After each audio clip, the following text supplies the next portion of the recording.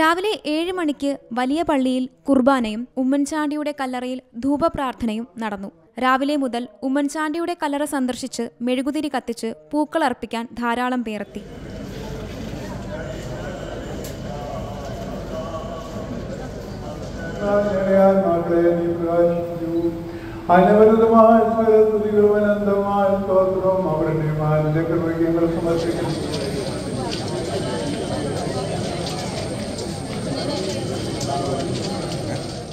രാഷ്ട്രീയ സാംസ്കാരിക പ്രമുഖരും ഉമ്മൻചാണ്ടിയുടെ കല്ലറയിലെത്തി പുഷ്പാർച്ചന നടത്തി. എംപിമാരായ ശശി തരൂർ, ബെന്നി ബെഹനാൻ, ഷാഫി പറമ്പിൽ, MLA-മാരായ തിരുവഞ്ചൂർ രാധാകൃഷ്ണൻ, PC വിഷ്ണുനാഥ് അടക്കം നിരവധി കോൺഗ്രസ് നേതാക്കൾ ഉമ്മൻചാണ്ടിയുടെ കല്ലറയിലെത്തി പ്രാർത്ഥിച്ചു.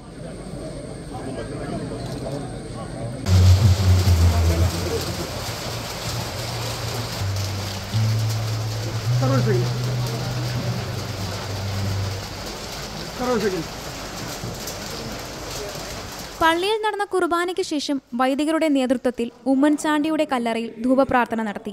കോട്ടയം ഭദ്രസനാധിപൻ ഡോക്ടർ യൂഹാനോൻ മാർ ദിയസ്കോറസ്, അങ്കമാലി ഭദ്രസനാധിപൻ ഡോക്ടർ യൂഹാനോൻ മാർ പോളിക്കർപോസ് എന്നിവരുടെ കാർമ്മികത്വത്തിലായിരുന്നു കുർബാനയും പ്രാർത്ഥനയും. ധൂപപ്രാർത്ഥനയിലും കുർബാനയിലും ഭാര്യ മറിയാമ്മയും മക്കളായ ചാണ്ടി ഉമ്മൻ MLA, മറിയ ഉമ്മൻ, അച്ചു ഉമ്മൻ അടക്കം മറ്റു കുടുംബാംഗങ്ങളും പങ്കെടുത്തു.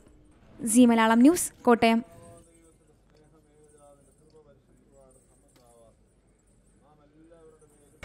പുതിയ വാർത്തകളും വിശേഷങ്ങളും ഇനി വിരൽ തുമ്പിൽ. എല്ലാ ഡിജിറ്റൽ പ്ലാറ്റ്ഫോമുകളിലും ഇപ്പോൾ സി മലയാളം ന്യൂസ് ലഭ്യം.